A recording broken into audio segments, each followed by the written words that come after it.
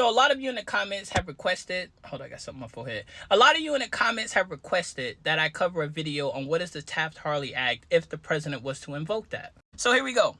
The Labor Management Relations Act of 1947, better known as the Taft Hartley Act, is a United States federal law that restricts the activities and power of labor unions.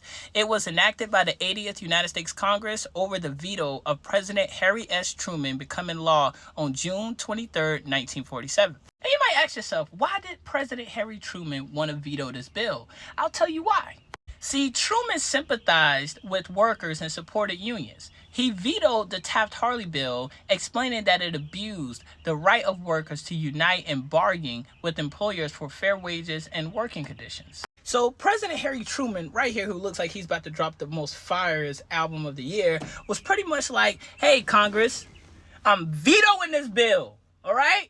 This is not getting passed. And then Congress was like, bullshit, the bill is passed, and it's now law.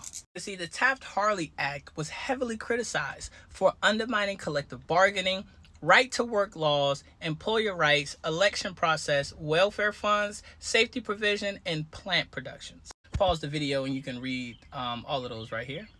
But see, if you're still not understanding, you're still not picking up what I'm putting down, I'll break it down in its most simplest form even more, like an M16 at the armory, because they won't accept it because they said your rifle isn't clean.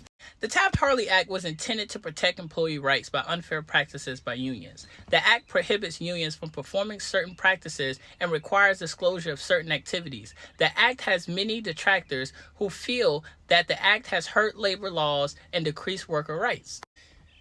Shoot, I struggle pronouncing some of them words, you feel me? See, President Joe Biden could enact the Taft-Hartley Act. He could, but here's the catch to it. See, workers would only have to go back to work for 90 days. And within those 90 days, they don't have to continue to put out the level of production that they did prior to the strike. They could choose to work as slow as possible.